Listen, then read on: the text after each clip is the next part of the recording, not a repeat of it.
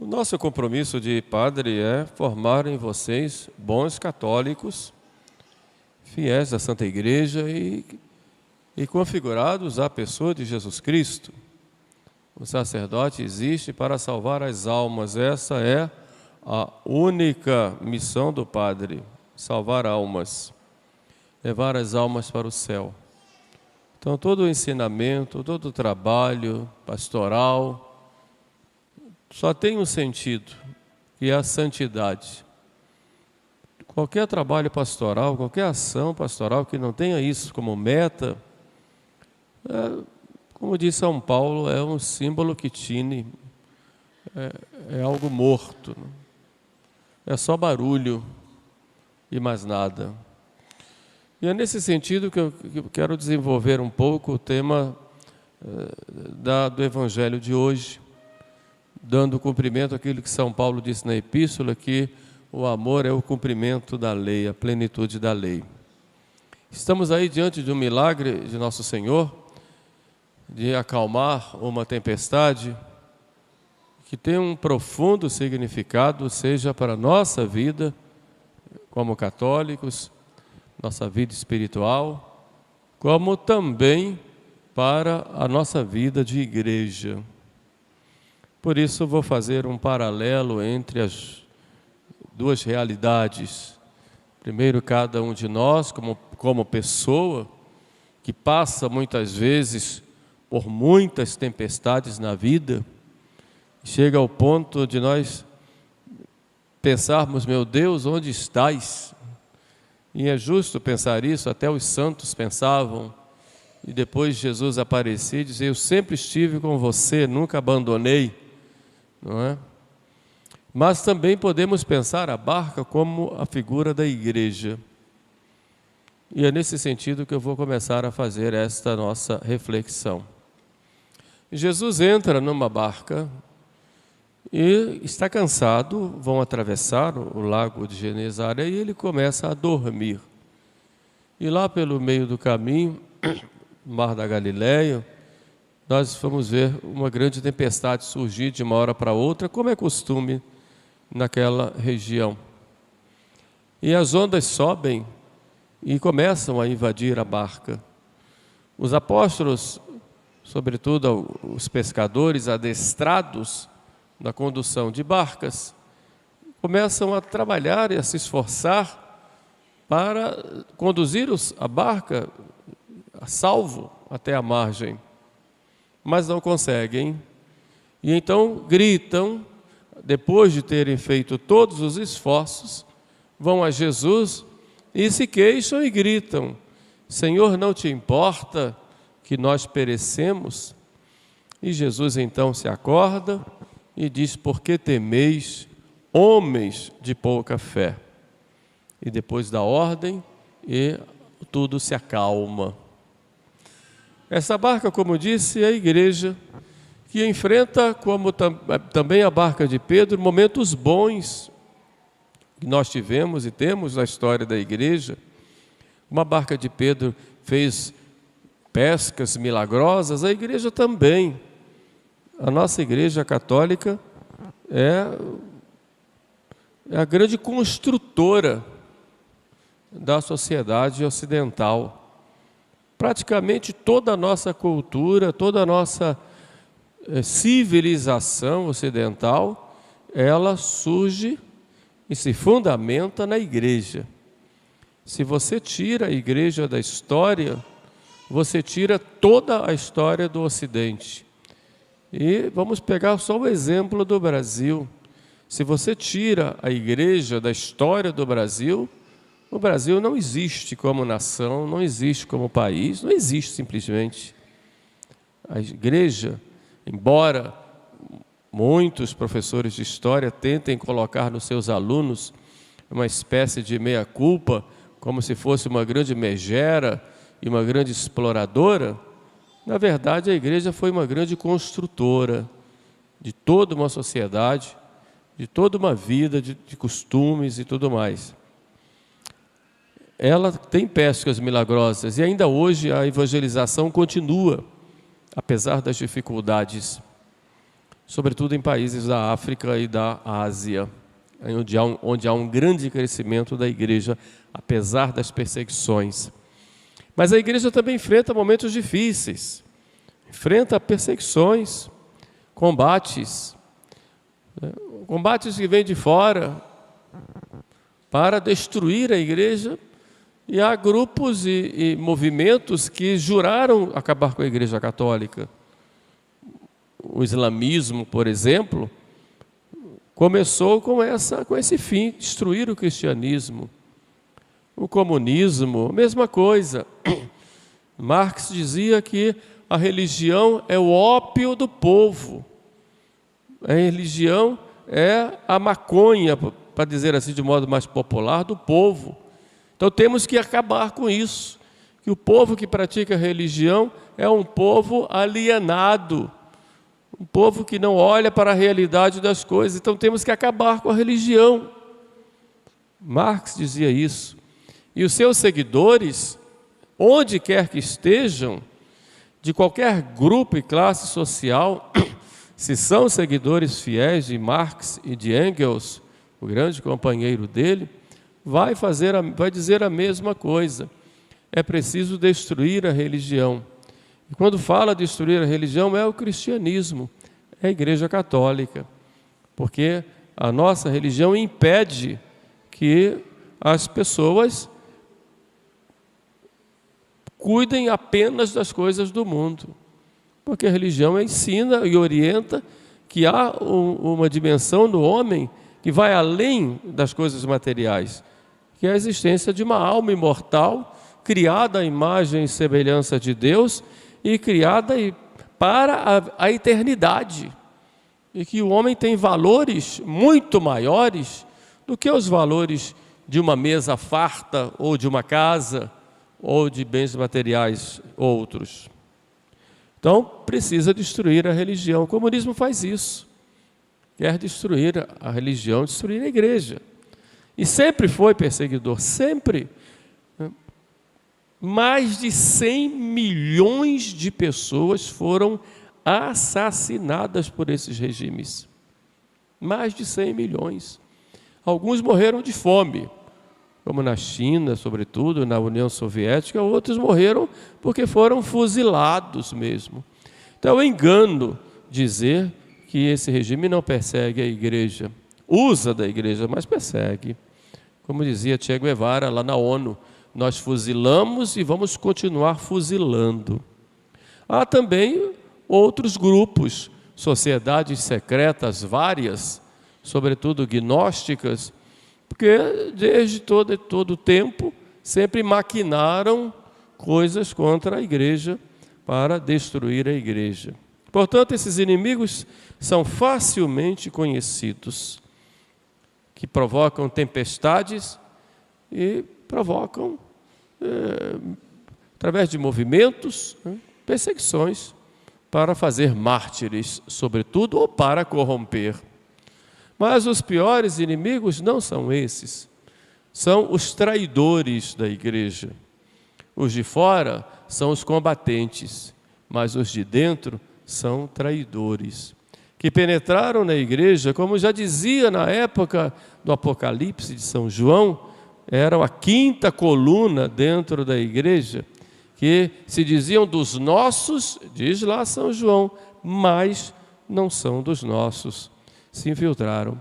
E se infiltram com falsas ideias. O primeiro traidor da igreja é cada um de nós, quando peca.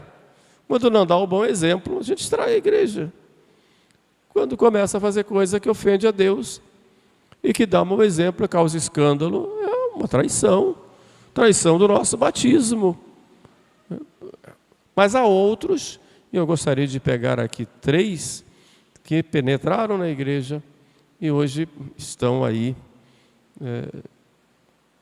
trabalhando contra a verdadeira santificação das almas. A primeira os primeiros traidores ou inimigos internos são aqueles que querem uma igreja puramente humana, puramente material, uma igreja apenas de coisas da terra, Então, tudo aquilo que é humano é valorizado, mas só encontra o seu valor com a sua dimensão sobrenatural. Mas há em alguns grupos na igreja, uma espécie de ojeriza de tudo aquilo que é sobrenatural, porque diz que o que é sobrenatural aliena. Então nós temos que cuidar das coisas da terra. É pastoral da terra, pastoral disso, pastoral daquilo, mas tudo para cuidar das coisas do mundo. A gente até brincava no seminário, a pastoral da enxada, e por aí vai. Então, só um cuidado só com as coisas materiais. Então, a religião se tornou uma grande ONG, né, em que a gente tem que só cuidar das coisas materiais. Tudo bem que nós precisamos de postos de saúde, precisamos de bolsas de compras, precisamos de casa, precisamos das coisas aqui da terra, sim.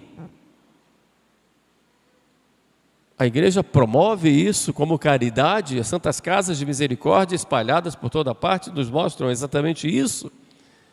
Mas tudo isso só tem um sentido, que seja de elevar o homem como imagem e semelhança de Deus em vista de algo muito maior, que é a salvação da alma, senão não tem outro sentido. Por isso São Paulo fala caridade, né? O amor. E tudo isso só tem sentido se é feito com amor e como expressão do amor de Deus no nosso irmão que passa necessidade, que precisa ser promovido como pessoa pela dignidade que tem como imagem e semelhança de Deus. Não mais que isso, eu não posso fazer da religião um meio de fazer movimentos ideológicos para implantar sistemas ideológicos, muitas vezes políticos e outras vezes contrários à fé. Eu não posso fazer uma leitura da pessoa de Jesus Cristo como apenas um homem revolucionário, um homem e um revolucionário que vem aqui promover uma revolução social e promover uma espécie de luta de classes. Não é isso Jesus. Jesus é o Salvador. Ele veio para nos salvar, para nos libertar, não das amarras humanas, mas nos libertar do pecado, nos libertar da morte eterna, nos libertar das garras de Satanás. Por isso ele morreu na cruz. Mas uma leitura materialista coloca Jesus como um grande político que pregou uma revolução, olhou muito o pobre, e isso é verdade, mas o pobre no sentido daquele que é motor de uma revolução contra as forças opressoras, e isso penetrou na igreja, essa ideologia, e a gente sabe que isso é um meio de implantar um sistema materialista e ateu na sociedade. E como dizia o Papa São João Paulo II, não há justiça social. Ele disse isso para os bispos da Nicarágua numa visita de Límina, se não me falha a memória, em 1982. Não pode promover uma verdadeira justiça social um regime ateu, porque a verdadeira justiça social, ela tem Deus como fundamento, porque tem o homem como imagem e semelhança sua. Mas a gente às vezes se engana, né, com muitos grupos materialistas. Eu não posso transformar a igreja num local de propaganda política. Não posso. Não é esse o fim. De jeito nenhum. Eu tenho que pregar o evangelho, mostrar a verdade, pronto. Segundo Jesus Cristo quer e segundo o magistério da igreja. Então, realmente, é traição à missão da igreja, a missão de evangelização e de salvação das almas. Então, na verdade, o pecado não existe mais. O que existe é o pecado social e pronto. Não posso fazer assim. Isso é traição, é tempestade. E isso entra na mentalidade de algumas pessoas que ficam como se fosse... A gente fala de pecado, de conversão, as pessoas debocham da gente. Debocham. Quando fala em conversão, a palavra... Outro dia eu falei para um colega, ele disse: Padre Adilson, fala sério. É isso, meu irmão. Parece que a cabeça virou. O contrário. Não é? Então, realmente a gente fica preocupado com esse tipo de coisa, né? Que é penetração dentro da igreja, né, de elementos puramente materialistas. Mas há um outro elemento também materialista que é perigoso, que é a chamada teologia da prosperidade. Por que você vem à igreja? Por que você pratica a fé? O que é que você deseja na igreja? Há grupos dentro da igreja também que promovem movimentos que visam apenas que as pessoas encontrem aqui um alento para a vida no mundo. É a chamada teologia da prosperidade. Então, os protestantes, muitos usam isso, né? E para chamar católicos, dizem, vem cá, um milagre espera por você. Então, se você tem dor de cabeça, dor de barriga, dor no coração, dor de dente, e se está mal no amor, e se está desempregado, se você tem isso, tem aquilo, tem uma lista de coisas, e prometem tudo isso. E o povo vai. Muitos católicos vão, estou doente, vão. Chega lá, o padre dá uma benção, mas a benção do padre foi muito fraquinha, eu vou lá para o pastor. E chega lá, e o pastor faz lá umas exortações, sugestionando, muitas doenças são psicossomáticas, e vão sugestionando, e as pessoas vão caindo, vão se escravizando numa espécie de religião interesseira, sem cruz, sem sacrifícios. Então, perigo isso. É um materialismo isso. Não é o materialismo do comunismo, mas é um outro tipo de materialismo, em que você quer fazer com Deus uma relação comercial, você mercantiliza a fé. Eu tenho a minha fé, eu dou, mas Deus tem que me dar em troca. E por causa disso, muitos aproveitam para angariar dinheiro e se enriquecerem à custa da simplicidade do povo. Infelizmente, na igreja há também grupos nesse sentido, que para atrair o povo ficam prometendo coisas materiais, resolver seus problemas emocionais, seus problemas, como se a igreja fosse uma espécie de prestadora de serviços. Venha cá resolver os seus problemas. Pelo amor de Deus. Se eu soubesse que era assim, eu resolveria os meus. Quem é que não tem problema? Todo mundo tem. Cruz faz parte da nossa vida. Temos que confiar em Deus, fazer a nossa parte e entregar nas suas mãos. Não quer dizer que eu vou ficar parado sem fazer nada, tenho que fazer a minha parte. Mas eu não vou achar que Deus tem que me servir do jeito que eu quero ou acho que tem que ser. Não. Não posso fazer da religião isso. É uma espécie de materialismo. Mas há outros traidores que se infiltraram na igreja, que são os chamados gnósticos, que são aqueles que acham que, pelo fato de terem um certo conhecimento intelectual, acham que a religião está no conhecimento. Eu sou da elite da fé e os outros estão todos abaixo. O povo não sabe de nada, eu que sei. E formam muitas vezes pequenos grupos na igreja, seja da ala progressista, seja da ala tradicional, isso não importa. O problema é uma espécie de gnose. Nós temos o controle do conhecimento, não é? Como se a fé dependesse de conhecer as coisas. O conhecimento nos ajuda, nos faz aprofundar, mas a fé, ela é uma virtude infundida por Deus em nós, que requer de nós uma resposta, mas ela vem de Deus. Não é algo fabricado dentro de nós mesmos. Muitos homens na história fabricaram isto e por causa disso se separaram da igreja. O exemplo mais famoso é de um monge chamado Martinho Lutero, e dele veio todo o protestantismo, porque ele pregava o livre exame, e só aqueles que conheciam é que eram da igreja de Cristo. não tinha estrutura, era um grupo, e depois foi se espalhando, conforme nós conhecemos na história.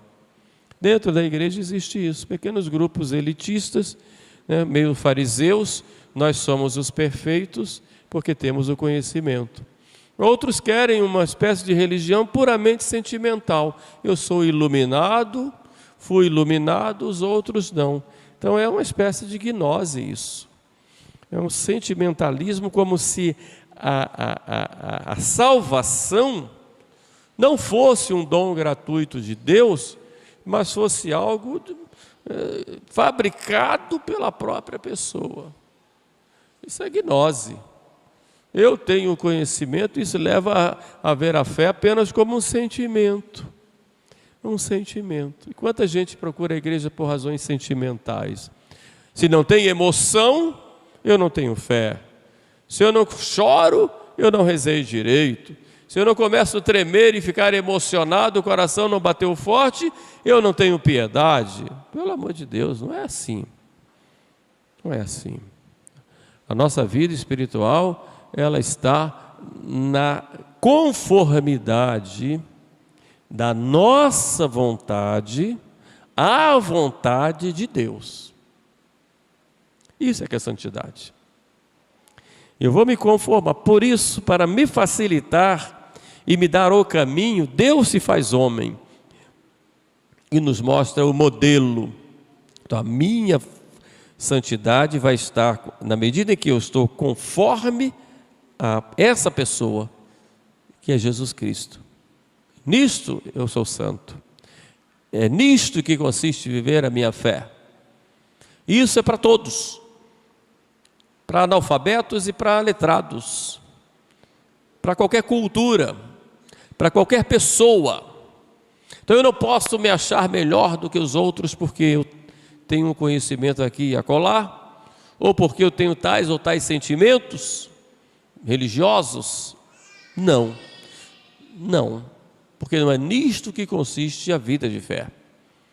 A fé sem obras ela é morta, então a fé ela vai ter vida na medida que eu vivo a caridade, vivo o amor. Então isso é um perigo. Muitos grupos na igreja são grupos verdadeiramente gnósticos. E o problema é que às vezes se ficam em torno de alguns sacerdotes que se destacam, outras vezes em torno de alguns leigos que fazem seus grupos e que são uma espécie de gurus que ordenam tudo. Isso é um perigo. Isso é um perigo. Existem muitos movimentos bons, mas o demônio é terrível. Quando tem movimentos bons, ele procura fazer sempre um paralelo meio parecido para atrair os incautos. Por isso nós temos a igreja, o magistério que nos encaminha. Um terceiro grupo, que não é menos pior, é dos vaidosos que acham que vão se salvar sem a graça de Deus. Nós precisamos da graça de Deus para todos. Jesus disse, sem mim nada podeis fazer, nada é nada. Então, são chamados pelagianos de hoje em dia. Ou seja, a pessoa às vezes se converte, né, e começa a dizer, bom, agora eu me converti, então vou mudar de vida. Ótimo, muito bom. Aí faz um programa de vida, muito ótimo. Eu vou rezar tantos terços, tantos rosários, tantas vias sacras, e começa a juntar orações e orações e orações. Eu vou fazer tantas penitências, vou dormir no chão, vou colocar silício. Ótimo, muito bom, tudo isso é necessário. Mas qual um fim? Que é a santificação, que não tem nisso, que não é caracterizado por isso, que pode ser meio, mas quem nos santifica é a graça de Deus. Eu tenho que fazer a minha parte, é claro, eu tenho que rezar, tenho que fazer penitência, a igreja manda inclusive isso, tenho que me comportar bem, tenho que me esforçar, tenho que evitar as ocasiões de pecado, tudo isto, tenho que praticar as boas obras, porém, quem me transforma é a graça. Eu tenho que contar com a graça de Deus. Então eu faço todos os projetos da vida espiritual e subo, e agora eu me acho santo porque eu faço tantas e tantas coisas boas. Aí Deus Nosso Senhor diz assim, você está muito santo, né? E você acha que essa santidade é fruto das suas forças, né? Então puxa o tapete, você se esborracha no chão e vai ver que você não vale nada. sem a graça de Deus. Então acontece exatamente isso conosco. Então nós temos que ter essa desconfiança de nós mesmos e confiança na graça de Deus, entenderam? É com a graça de Deus que nós podemos fazer as coisas. Então nós temos que fazer a nossa parte. Precisamos cuidar da terra, sim. Tirar as impurezas da terra, sim. Temos que adubar, sim. Porém, se não vem a chuva, não vem o sol, não adianta que não vai brotar nada. Assim é a nossa vida. Temos que nos esforçar como se tudo dependesse de nós, mas confiar e nos entregar sabendo que tudo depende da graça de Deus. Para concluir, faço uma reflexão do Papa Bento XVI, falecido há tão pouco tempo e que deixou belíssimas homilias e discursos para nós. Numa delas ele fala de São Boaventura, que viveu no século XIII e sucedeu São Francisco como geral da ordem franciscana. Ele era o geral, né? Governador geral, digamos assim, dos franciscanos. E o método dele, dizia Bento XVI, em 2010, isso era muito interessante, era muito simples. E ele ensinava isso. Você quer governar bem, e a nossa vida é um governo pessoal, você precisa de 3 coisas. Você precisa primeiro de oração. Então você tem que ter vida de oração, tem que rezar. Quem reza nunca está sozinho. Quem reza se salva. Quem reza consegue maravilhas. Então é esse contato com Jesus na oração. Depois ele dizia, depois da oração vem o pensamento, dizia São Boaventura. O pensamento que nós chamamos hoje da meditação, da contemplação, da ponderação das coisas. Então você tem que pensar, refletir, ponderar, pesar os prós e os contras de tudo. Se eu fizer tal coisa, vai acontecer o quê? E se eu fizer diferente, vai acontecer o quê? Tem que ponderar, né? Então, oração e ponderação. Então, notem que até aqui a gente não abriu a boca. Depois é que vem a ação, dizia São Boaventura. E foi assim que ele governou a ordem franciscana durante muitos anos. E se nós queremos nos governar, se queremos governar a nossa vida espiritual, tanto quanto depende de nós, temos que fazer essas 3 coisas. Primeiro, temos que ter uma vida intensa de oração. Nós vemos um mundo com muitos problemas. Precisamos rezar. No Brasil, meu Deus do céu, com tanta confusão, precisamos de oração. Santa não é santa ainda, pelo menos foi declarada, irmã Lúcia, serva de Deus, né, de Fátima, ela dizia que a reza do rosário consegue resolver problemas até internacionais. Não existe problema até de ordem internacional que não se resolva com o rosário. Então, oração. Depois na oração a gente tem o Santíssimo, né? As 2 colunas, Jesus e Maria. Depois, reflexão. E depois, sim, a ação. Com esse método, né, nós vamos vencer todas essas ondas que podem penetrar na igreja, que podem penetrar também na nossa vida. Com muita humildade, com muita confiança em Deus, colocando-nos nas mãos de Maria, que é a nossa Senhora e que é a nossa generalíssima, que conduz o grande exército de Jesus Cristo no mundo. Louvado seja o nosso Senhor Jesus Cristo. Sempre seja louvado.